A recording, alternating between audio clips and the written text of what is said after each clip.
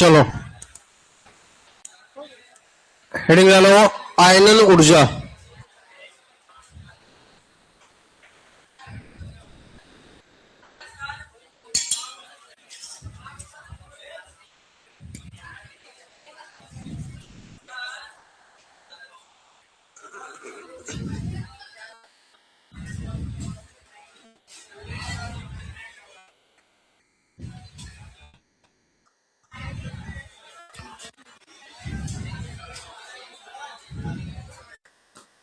Heading लिखो आयनन ऊर्जा।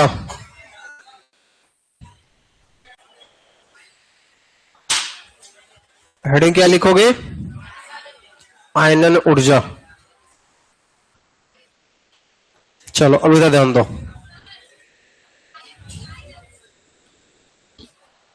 क्या लिखा हुआ है?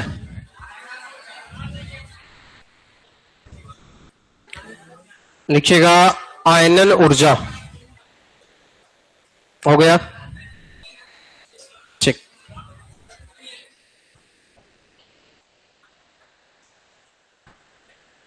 चलिए आलस खड़ा हो जाइए। सोडियम का आप बैठ जाइए, आप खड़ा हो जाइए। सोडियम का परमाणु संख्या कितना? 11।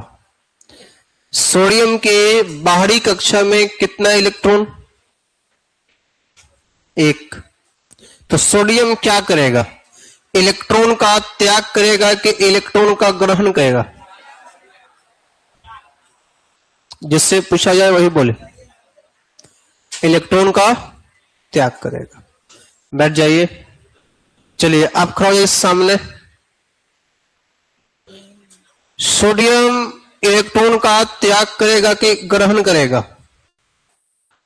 त्याग करेगा। बैठ जाइए। आप खड़ा हो जाइए। सोडियम इलेक्ट्रॉन का त्याग करेगा, ग्रहण करेगा?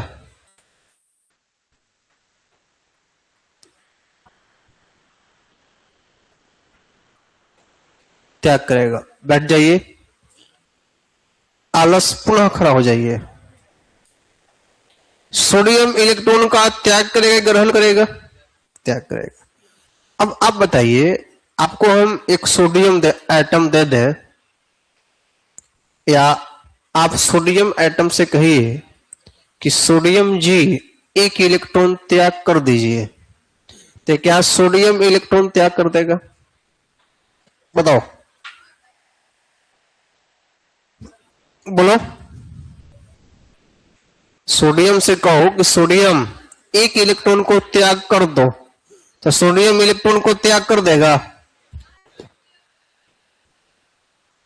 बोलिए। नहीं।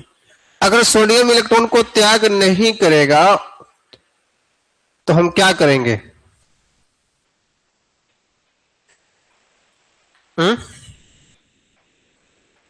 अभिक्रिया कराएंगे।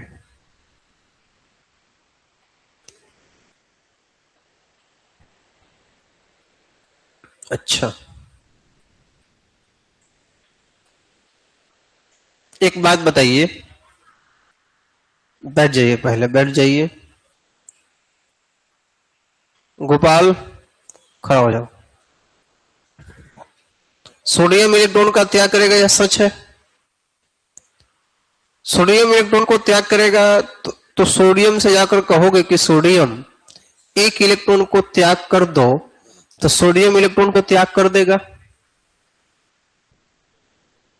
हाँ। अपने मित्र से, आपका मित्र कौन है इसमें?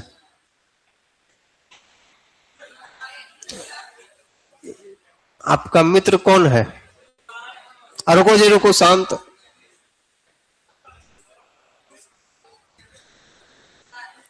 पुष्कर है। सब सब आपका मित्र होगा इसमें, दुश्मन तो कोई नहीं है। मान लीजिए अपने मित्र से आप कहिए कि चलिए आप बैठ जाइए, आप खड़ा हो जाइए,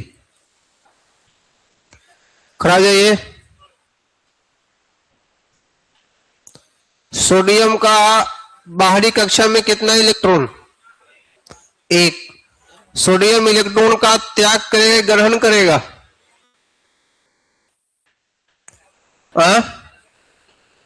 त्याग करेगा, कंफर्म हो? आप खड़ा जाओ बगल का बगल। सोडियम इलेक्ट्रॉन का क्या करेगा? त्याग। बैठो, बैठ जाइए।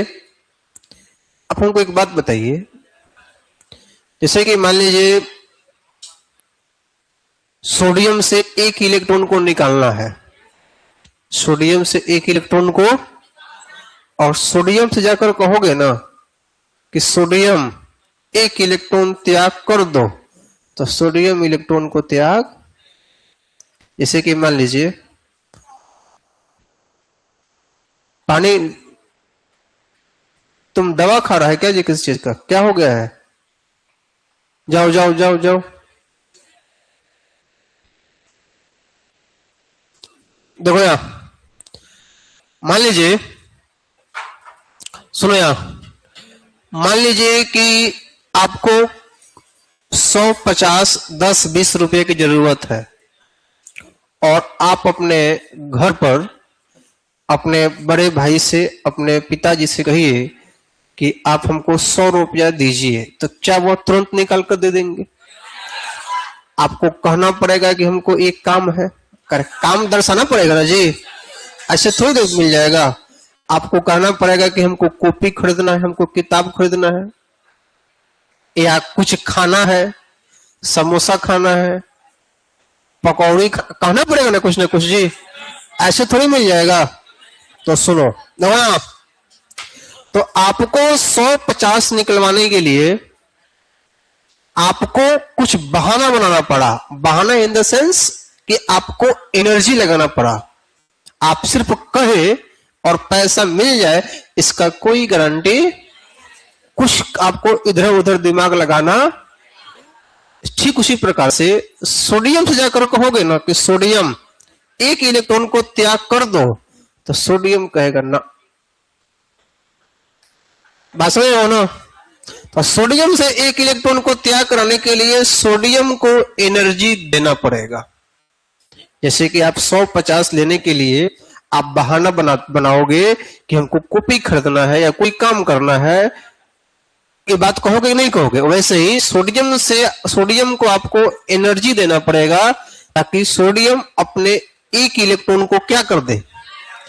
और ध्यान दो, सोडियम अपने एक इलेक्ट्रॉन को त्याग करने के लिए, या सोडियम ही नहीं, दुनिया का कोई भी परमाणु अपना एक इलेक्ट्रॉन त्याग करने के लिए जो ऊर्जा का ग्रहण करेगा, उसी ऊर्जा को कहा जाता है कौन सा ऊर्जा? कोई दिक्कत? अब आयनन इसका नाम क्यों पड़ा, इसके पीछे भी रीजन है। आप ये बताइए कि सोडियम ने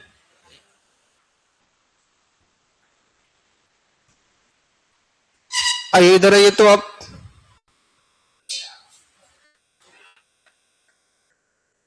इधर आइए, इधर आइए।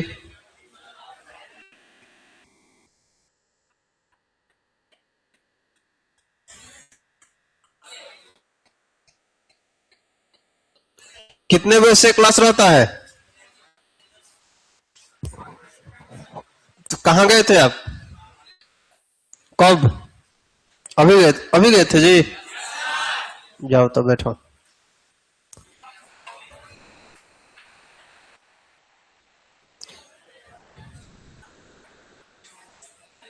लिखिए इसमें,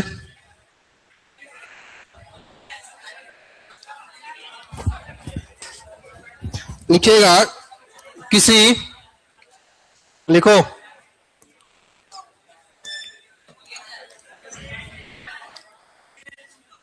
लिखो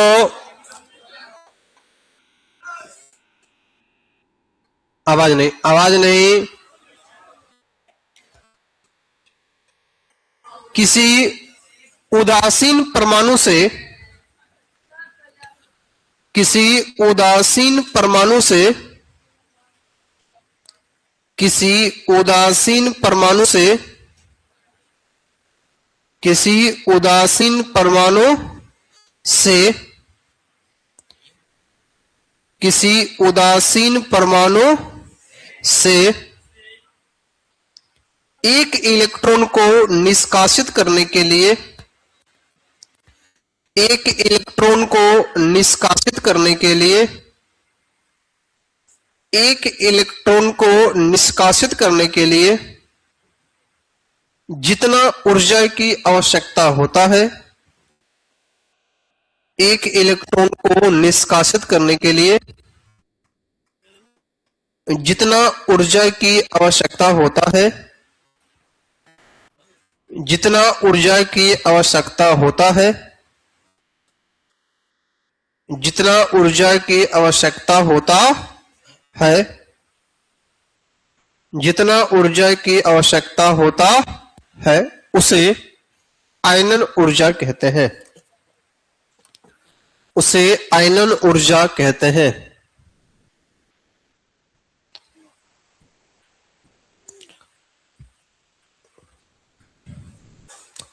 उसे आयनन ऊर्जा कहते हैं। उसे कौन सा ऊर्जा कहते हैं? आयनन ऊर्जा कहते हैं। नीचे से एक लाइन लिखो, लिखिएगा वह परमाणु, उसके नेक्स्ट टाइम लिखिए वह परमाणु जिससे इलेक्ट्रॉन निष्कासित होता है, वह परमाणु जिससे इलेक्ट्रॉन निष्कासित होता है, वह परमाणु जिससे इलेक्ट्रॉन निष्कासित होता है, वह परमाणु जिससे इलेक्ट्रॉन निष्कासित होता है,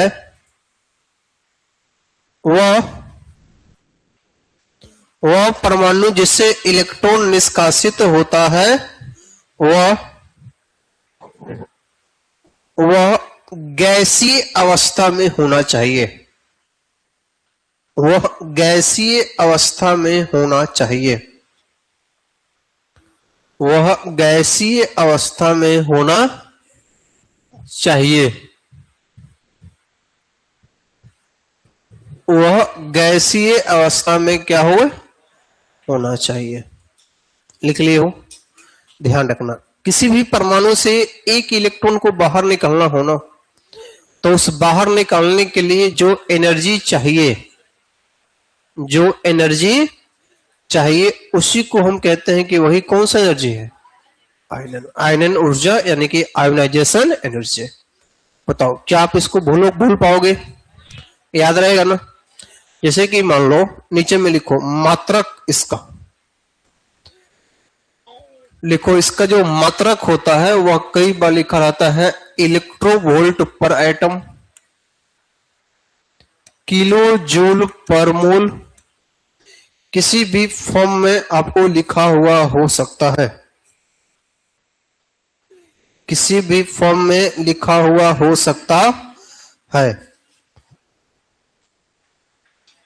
किसी भी फॉर्म में आपका लिखा हुआ हो सकता है।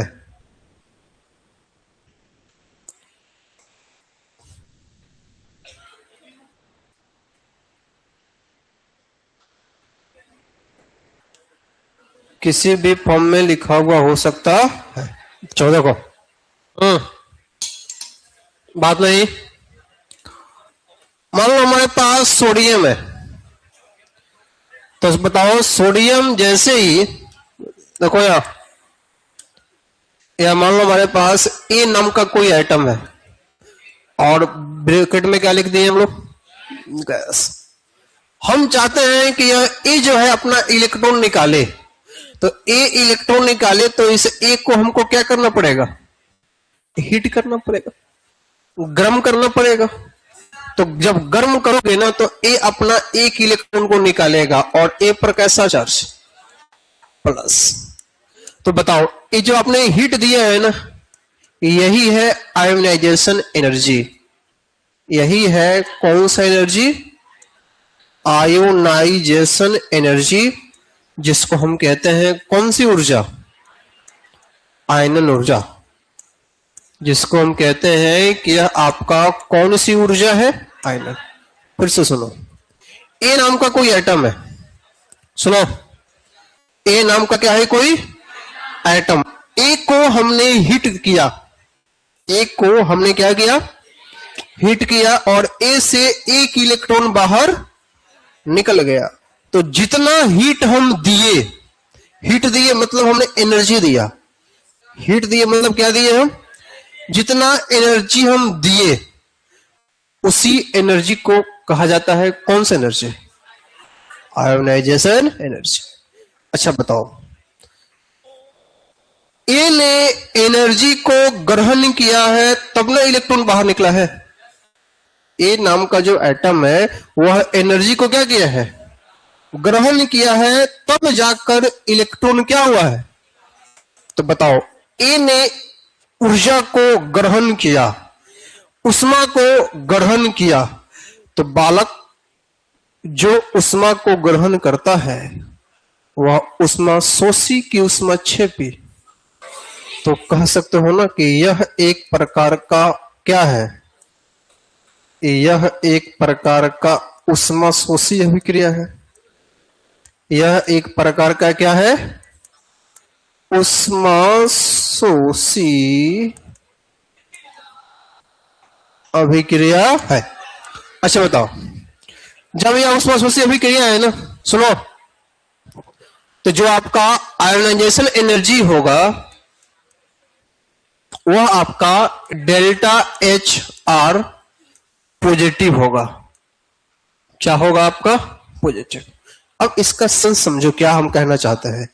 डेल्टा एच से घबराना मत, डेल्टा एच आर जो लिखा हुआ है ना, ये पढ़ना है थर्मोडायनेमिक्स में। इसका मतलब क्या है सुनो, इसका मतलब है अभिक्रिया का उष्मा, इसका मतलब है अभिक्रिया का क्या, उष्मा, और इसका मतलब है कौन सी ऊर्जा। तो सुनो, ये जो अभिक्रिया हुआ है उस अभिक्रिया में जो उष्मा ग्रहण किया है उसको कहा जाएगा अभिक्रिया का जनरल। एक इलेक्ट्रॉन निकाला तो यही कहलाएगा कौन सा ऊर्जा, आयनन ऊर्जा। अगर दो इलेक्ट्रॉन निकालेगा तो इसको तुम अभिक्रिया का उष्मा कहोगे, लेकिन आयनन ऊर्जा परिभाषित है कितना के लिए, दो के लिए नहीं। अगर दो होगा, मान लो आप हिट किए, दो निकल गया, कोई बात नहीं, अभिक्रिया का उष्मा कहलाएगा, लेकिन हम उसको आयनन ऊर्जा, मान लो कि दो के लिए 10 तो एक के लिए 5, आयनन ऊर्जा 5 होगा। आयनन ऊर्जा कितना होगा, 5, लेकिन अभिक्रिया का उष्मा 10 होगा। तो ये दोनों बराबर हो भी सकता है और बराबर नहीं हो सकता। फिलहाल एक इलेक्ट्रॉन के लिए है तो बराबर ही होगा। इसका वैल्यू पॉजिटिव क्यों, पॉजिटिव का मतलब कि वह इलेक्ट्रो एनर्जी को क्या कर रहा है, ग्रहण। जब ग्रहण करता है तो प्लस चार्ज और त्याग करता है तो, बोलो कोई आपत्ति। इतनी बातों को अपनी कॉपी में सुंदर तरीके से लिखिए, फिर हम चलते हैं कि इसको प्रभावित करने वाले कौन कौन से कारक हैं।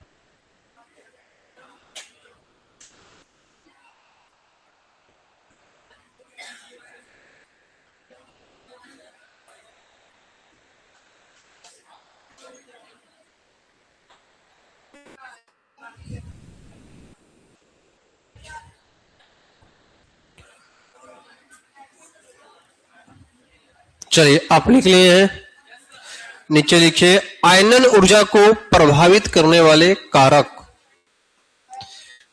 नीचे लिखिए आयनन ऊर्जा को प्रभावित करने वाले कारक।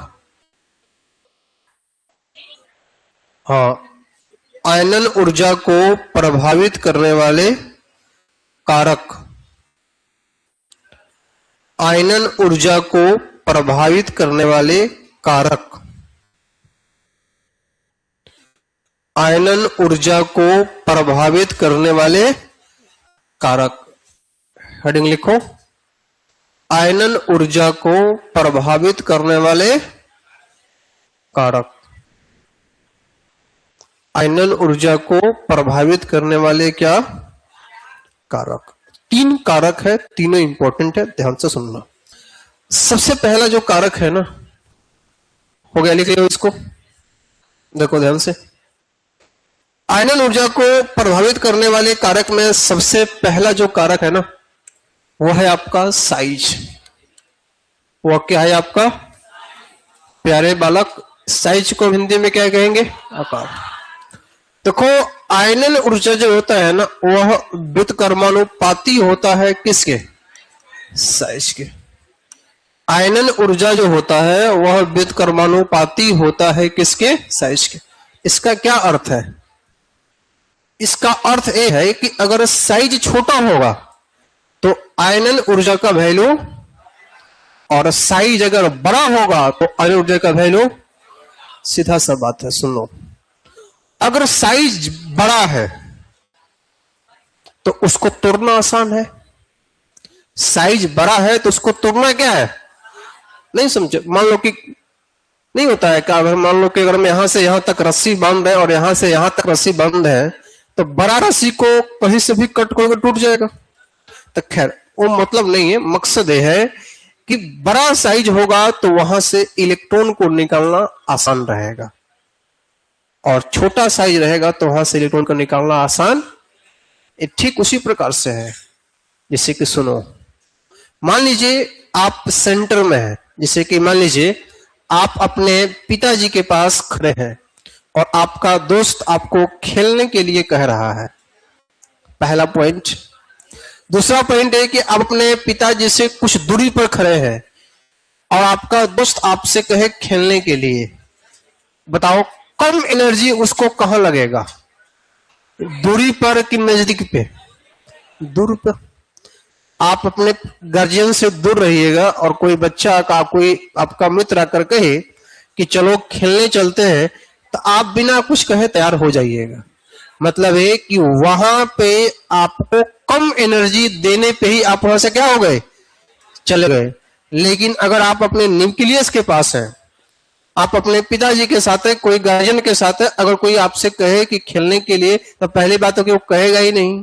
दूसरी बात अगर कहेगा तो दूसरा बहाना बनाएगा। समझ रहे हो, डायरेक्ट वो खेलने के लिए नहीं कहेगा, 2-3 बहाना बनाकर तब वहां पहुंचाएगा।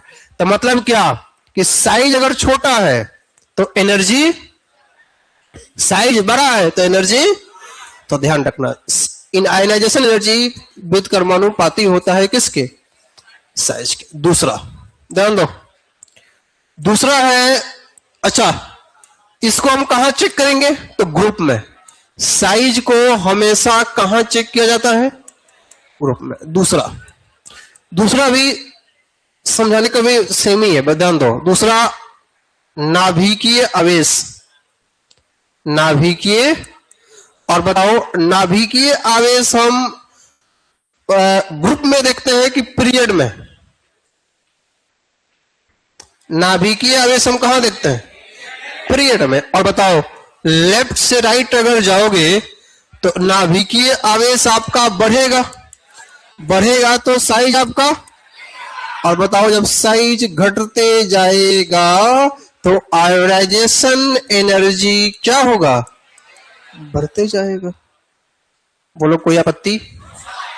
अब बताओ हम कह सकते हैं ना कि नाभिकीय आवेश समानुपाती होगा किसके, आयोनाइजेशन एनर्जी के। यानी कि नाभिकीय आवेश जितना ज्यादा, आयोनाइजेशन एनर्जी भी उतना यहां पर जेड का मतलब परमाणु संख्या नहीं है, जेड का मतलब कौन सी आवेश।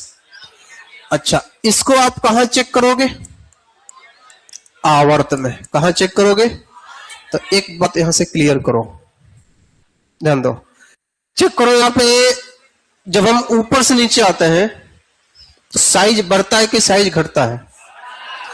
तो जब हम ऊपर से नीचे आएंगे तो साइज बढ़ेगा, और जब साइज बढ़ेगा तो आयोनाइजेशन एनर्जी पीरियड में लेफ्ट से राइट जाते हैं। तो बताओ नाभिकीय आवेश, नाभिकीय आवेश बढ़ेगा तो आयोनाइजेशन एनर्जी का वैल्यू भी क्या होगा, क्योंकि जब नाभिकीय आवेश बढ़ेगा तो साइज घटेगा, और साइज घटेगा तो आयोनाइजेशन एनर्जी का वैल्यू क्या होगा। कोई दिक्कत। तीसरा है आपका, ध्यान रखना, stable electronic configuration. Stable electronic configuration, stable electronic configuration को हिंदी में कहेंगे स्थिर इलेक्ट्रॉनिक विन्यास। कौन सा विन्यास, स्थिर इलेक्ट्रॉनिक विन्यास। अब बहादुर बालक, देखो यार, ये जो स्थिर इलेक्ट्रॉनिक विन्यास है ना, ये दो प्रकार का होता है। एक होता है हाफ फील्ड, एक होता है हाफ फील्ड, और एक होता है कौन सा, बताओ, फुल फील्ड। अब आप ही बताइए, अगर मान लो कि P में 6 इलेक्ट्रॉन है, हाफ फील्ड है कि फुल फील्ड है, और P में 3 इलेक्ट्रॉन है, बताओ D में 10 इलेक्ट्रॉन है, D में 5 इलेक्ट्रॉन है, F में 7 इलेक्ट्रॉन है, F में 14 इलेक्ट्रॉन है, S में 2 इलेक्ट्रॉन है, और S में 1 इलेक्ट्रॉन है। बोलो कोई दिक्कत। अब बताइए, जो स्टेबल है, सुनना, जो फर्स्ट क्लास खुश है, प्रसन्न है, फर्स्ट क्लास सोफा सेट पर एकदम फर्स्ट क्लास बैठा हुआ है, तो बताओ, तो क्या अपना वो कुर्सी छोड़ेगा। किसी को कुर्सी मिल जाता है तो कोई कुर्सी छोड़ता है, बोलो। अब बताओ, जब कुर्सी छोड़ेगा नहीं, सुनो, जब कोई कुर्सी छोड़ेगा ही नहीं, वहां से हटेगा ही नहीं, तो बताओ उसको हटाना मुश्किल है। उसको हटाना मुश्किल है, इसका क्या मतलब कि उसको हटाने के लिए एनर्जी ज्यादा देना पड़ेगा। समझ गए बात को। तो ध्यान रखना यहीं पर कि यहीं पर एक पॉइंट बनाकर देखो, इन दोनों में, दोनों के, इसके लिए भी लागू है, इसके भी लागू है यहां पर कि स्थिर इलेक्ट्रॉनिक विन्यास का, स्थिर इलेक्ट्रॉनिक विन्यास का आयनन ऊर्जा, आयनन ऊर्जा कैसा होगा, अधिक होगा। कैसा होगा, अधिक होगा। जब एग्जांपल देंगे तो आइडिया लगेगा किससे अधिक होगा। अभी नहीं, अभी इतना जानो कि क्या होगा, अधिक होगा। बाद में पता चलेगा कि अधिक किससे होगा। ठीक है। अच्छा, इन दोनों में सबसे ज्यादा कोई पूछे तो सबसे ज्यादा किसका होगा, फुल फील्ड। सबसे ज्यादा किसका होगा, फुल फील्ड का। समझे बात को। मान लीजिए कोई कुर्सी पे बैठा हुआ है, फर्स्ट क्लास है, तो कोई कुर्सी छोड़ना नहीं चाहिए। और नीतीश कुमार, किसी ने कहा, बताओ, नीतीश कुमार बेचारे कुर्सी छोड़ना चाहते थे, उनको अधिक एनर्जी लगाकर, अलग अलग दिमाग लगाकर उनको कुर्सी से, मतलब एनर्जी ज्यादा देना पड़ा, एनर्जी ज्यादा देना पड़ा। तो जाहिर सी बात है, जो स्टेबल है, जो स्थिर है, जो फिक्स है, उसको हटाने के लिए एनर्जी क्या करना पड़ेगा। चलो, अब इतनी बातों को आप अपनी कॉपी में लिखिए, फिर हम एग्जांपल करते हैं एक एक करके। देखो, क्या इसको कुर्सी दिया जाए, क्या इसको समझ में आएगा कुछ। लिखिए इसको कुर्सी पे बैठा जाए, कुर्सी पे सो जाएगा ये।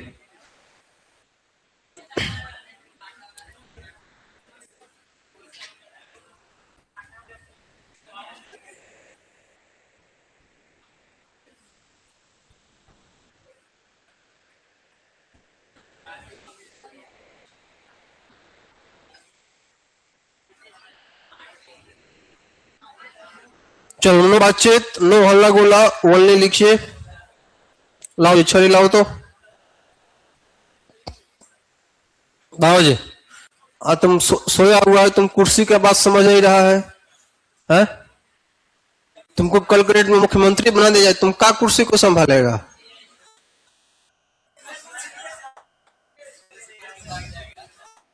चलो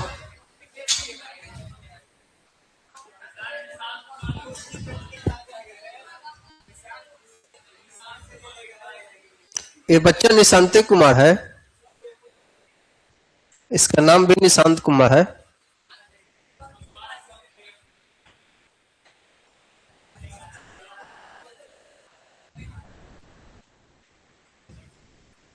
चलो लिखो,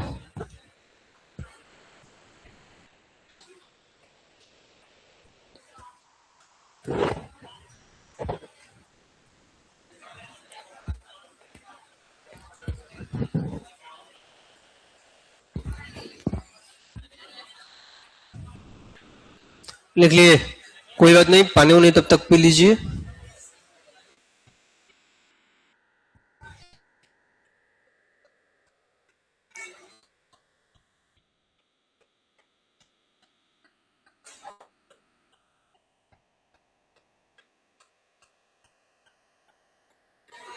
चलो हो गया, लिख लिए?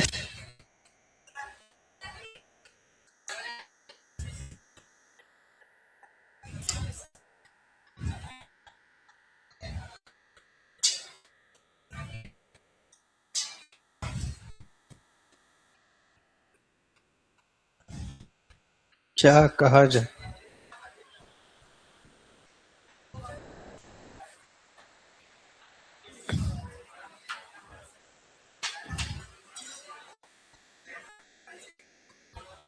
चलिए, बात नहीं। गोपाल,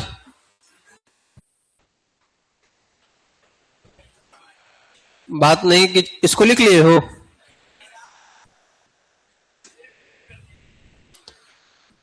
तुम ध्यान दोगे तब ना।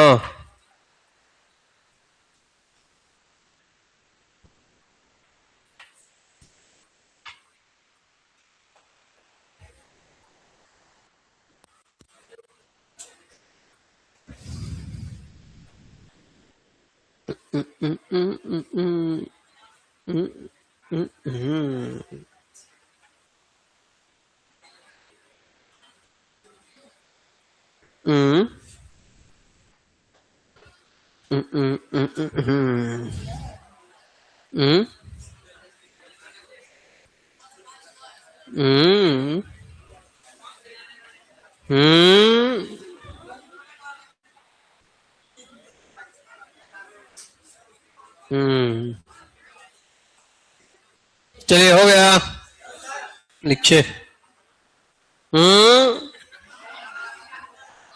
बात, अब देखो, अब ये ज्यादा हो गया, जो है ना, ये ज्यादा हो गया, ठीक है? चलो इतना लिखो।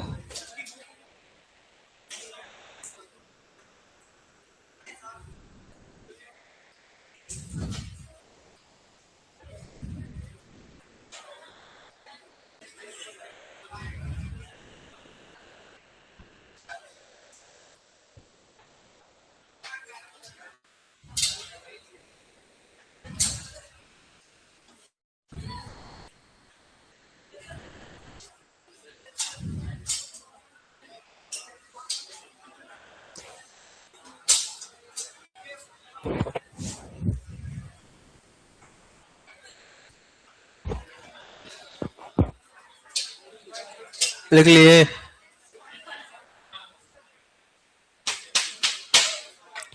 चलिए हो गया। चलो अब आप हमको बताना है, जैसे कि हम आपको पहले ही बता चुके हैं कि पीरियोडिक टेबल में ना, किस चीज में? पीरियोडिक टेबल में हमारे पास दो तरीका होता है किसी भी चीज को जानने का। एक होता है ग्रुप में और एक होता है किस में? तो अभी आपने इस बात को जाना, सुनो, अभी आपने इस बात को जाना,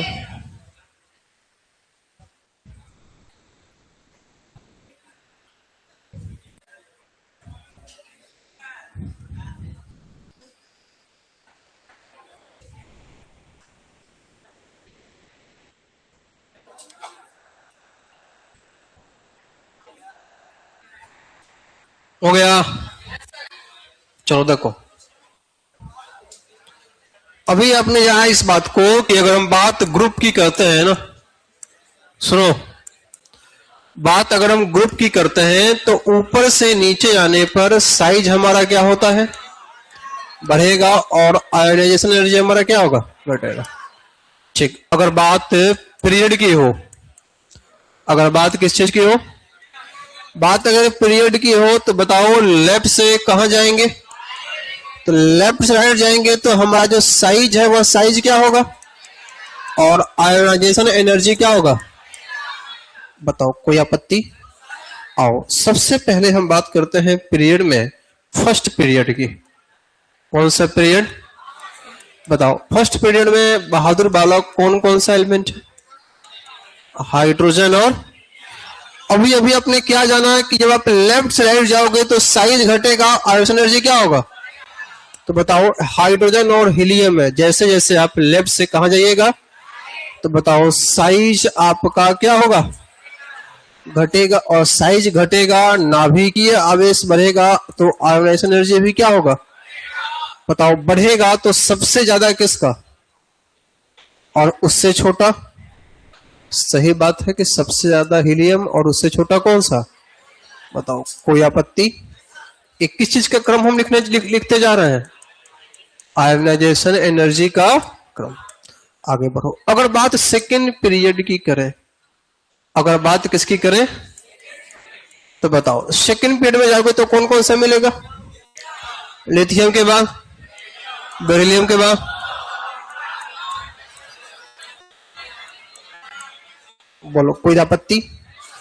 चेक करो, अगर हम कहते हैं कि हम जाएंगे लेफ्ट से कहां, तो अभी अभी हमने बताया कि जाओगे तो नाभिकीय आवेश बढ़ेगा, नाभिकीय आवेश बढ़ेगा तो साइज क्या होगा, और आयोनाइजेशन एनर्जी, बोलो कोई दिक्कत, बढ़ेगा, तो बताओ सबसे ज्यादा किसका, उससे छोटा, उससे छोटा, उससे छोटा, उससे छोटा, उससे छोटा, और सबसे छोटा, बोलो कोई आपत्ति। ऐसा आपने किया उम्मीद, ऐसे आपने क्या किया, लेकिन अभी उम्मीद पे क्या हो जाएगा, देखो सबसे आगे नियोन होता है, इसमें कोई शक की बात है, उसके बाद फ्लोरीन भी होता है, इसमें भी कोई शक की बात नहीं है, नाइट्रोजन चला जाता है आगे और ऑक्सीजन हो जाता है पीछे, उसके बाद आपका कौन सा है, कार्बन, बेरिलियम हो जाता है आगे और बोरोन हो जाता है, तो बोरोन, बेरिलियम को आगे करो, बोरोन को पीछे करो, और सबसे पीछे किसको, ये है आपका क्या। अब सवाल उठता है कि आखिर ऐसा क्यों, सवाल उठता है कि आखिर ऐसा, तो जवाब है क्या, सुनो। यह स्पष्ट है कि नियोन सबसे ज्यादा है, यह स्पष्ट है कि नियोन सबसे क्या है, ज्यादा है, इसमें कोई शक संदेह की बात है। तो सवाल ये नहीं पूछता है कि नियोन का ज्यादा क्या है, सवाल यहीं पे पूछता है कि कार्बन, नाइट्रोजन और बेरिलियम और कौन सा, बोलो देखो गौर से होता क्या, सुनो। नाइट्रोजन और ऑक्सीजन में क्या लॉजिक है, जब तुम इसका इलेक्ट्रॉनिक कन्फिगरेशन लिखोगे ना तो 1s2 2s2, बोलो कोई दिक्कत। नाइट्रोजन को लिखोगे ना तो 1s2 2s2 और 2p3, चेक करो इसका लास्ट इलेक्ट्रॉन 2p3 में है, उसका लास्ट इलेक्ट्रॉन 2p, कुछ दिखाई दिया क्या, चेक करो p3 है, चेक करो एक आपका p3 है और एक आपका क्या है, p4 है, बताओ p3 हाफ फील्ड है कि नहीं है, p3 क्या है, हाफ फील्ड, और p4 क्या हाफ फील्ड है, बताओ हाफ फील्ड वाला स्थिर इलेक्ट्रॉनिक विन्यास है कि नहीं है। अब बताओ जो हाफ फील्ड है वह स्थिर है, तो वहां से इलेक्ट्रॉन निकालना क्या हो जाएगा, मुश्किल, आसान कैसे हो जाएगा। अभी पढ़े हो ना कि स्थिर इलेक्ट्रॉनिक विन्यास का आयनन ऊर्जा क्या होता है, अधिक। तो स्थिर में यही दो आएगा, एक फुलफिल्ड और एक आपका कौन सा, हाफ फिल्ड। तो यही वजह है कि हाफ फिल्ड होने के कारण नाइट्रोजन हो गया आगे और ऑक्सीजन हो गया पीछे, क्योंकि नाइट्रोजन हाफ फिल्ड है और हाफ फिल्ड है मतलब स्थिर है, और स्थिर है तो वहां से इलेक्ट्रॉन को निकालना मुश्किल। तो एनर्जी क्या करना पड़ेगा, तो नाइट्रोजन आगे और ऑक्सीजन पीछे। यहां चेक करो, इसमें देखोगे ना तो यह 1s2 है और यह 2s क्या है, 1। बेरिलियम का इलेक्ट्रॉनिक कन्फिग्रेशन क्या लिखोगे, 1s2 और 2s। बोरोन का लिखोगे 1s2 2s2 और 2p। चेक करो एस पर क्या है आपका 2, फुलफिल्ड है कि नहीं है, तो यह हो जाता है आगे और यह हो जाता है।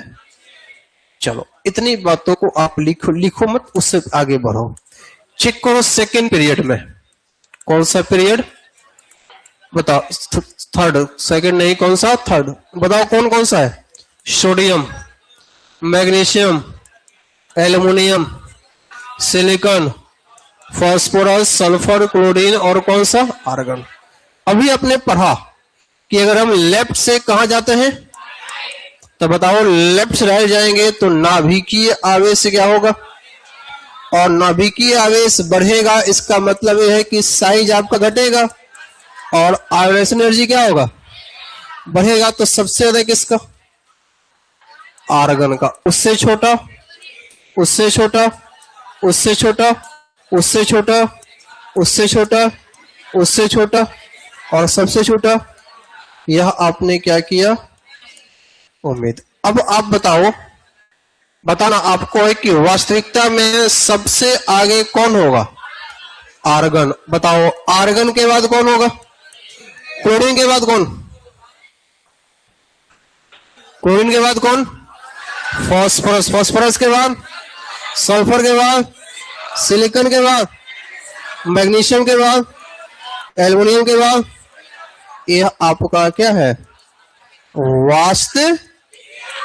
चेक करो फास्फोरस जब लिखोगे ना तो 1s2 2s2 2p6 3s2 और 3p3 है और यह 3p4 है। तो यह हाफ फील्ड है तो आगे, यह फुल फील्ड है तो आगे। तो यह है आपको वास्तविकता और यह है आपका, तो ये सही है और यह क्या है गलत है, यह सही है और यह क्या है। तो सवाल एग्जाम में क्या पूछता है, सुनो सवाल आपसे नहीं पूछेगा ज्यादा, किसका सवाल पूछेगा कि नाइट्रोजन का आयनन ऊर्जा ऑक्सीजन से अधिक होता है क्यों। सवाल पूछेगा कि नाइट्रोजन का आयनन ऊर्जा ऑक्सीजन से अधिक क्यों होता है, हा? तो कहना होगा क्योंकि नाइट्रोजन का बाहरी इलेक्ट्रॉन स्थिर इलेक्ट्रॉनिक विन्यास दिखाता है, इसलिए वहां से इलेक्ट्रॉन को निकालने के लिए अधिक ऊर्जा देना पड़ता। यही कारण है कि नाइट्रोजन का आयनन ऊर्जा ऑक्सीजन से क्या होता है। चलो खड़ा हो जाओ दोनों, क्या हम क्वेश्चन पूछे हैं, क्या आंसर दिए हैं। आयनिक ऊर्जा हाँ ऑक्सीजन से अधिक क्यों होता है, आंसर क्या होगा।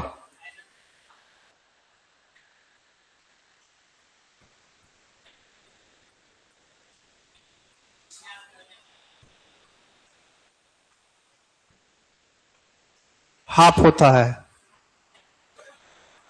ये छड़ी गिरेगा तो पूरा का पूरा साफ हो जाओगे। रुको, हाँ बोलो।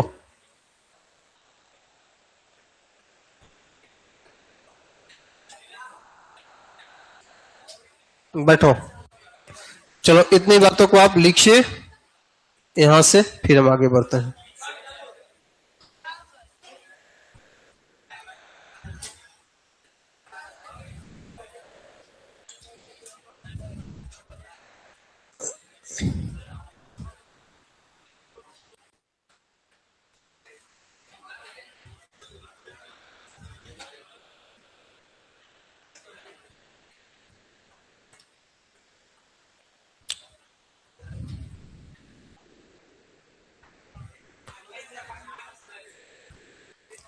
क्या लिख रहा है तुम, टोपी दोनों कह रहे हैं।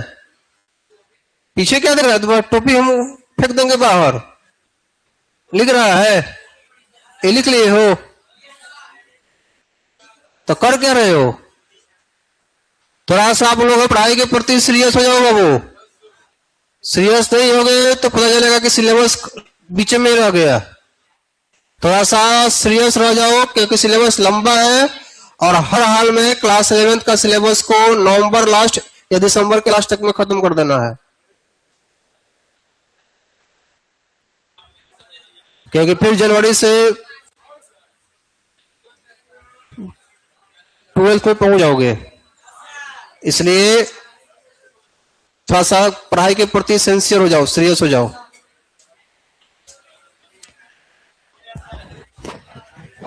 चलो हो गया, लिख लियो। जरूरत पड़ेगा तो आपका क्लास अब सैटरडे को भी रखा जाएगा। शेड्यूल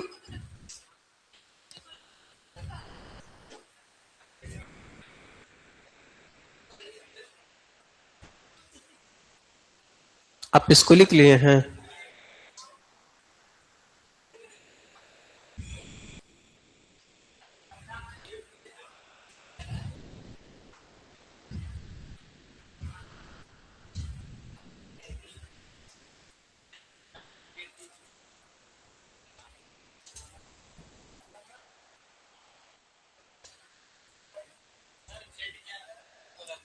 तुमको आज तक पता नहीं है कि जेड क्या होता है? जेड परमाणु संख्या भी होता है, जेड नाभिकीय आवेश भी होता है।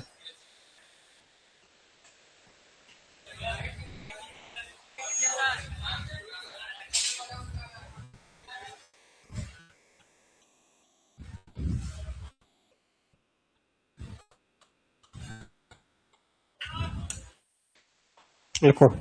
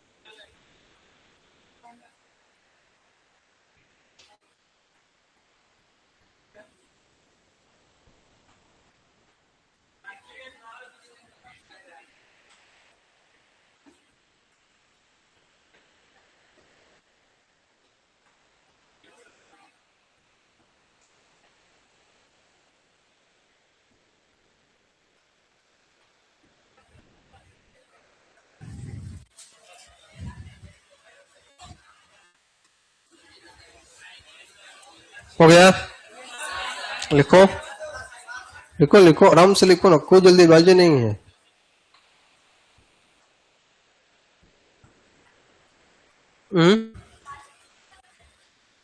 वास्तविकता गलत लिखा हुआ है। वास्तविकता गलत लिखा हुआ है, वास्तविकता। अब सही लिखा हुआ है ना? Reality, expected.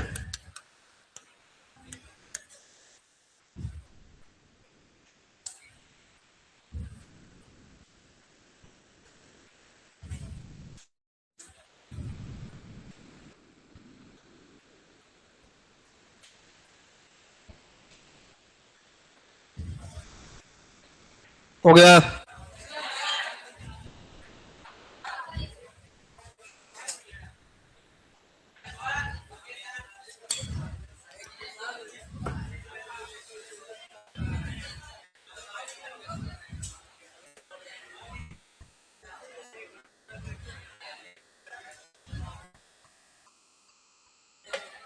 हो गया।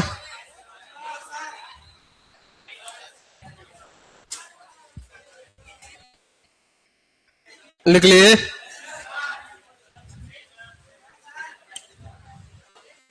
इसको लिखकर एक यहीं पे क्वेश्चन देते हैं कि नाइट्रोजन का आयनन ऊर्जा कार्बन से अधिक क्यों होता है। अपने भाषा में इसको लिख कर लाना है। लिख लो।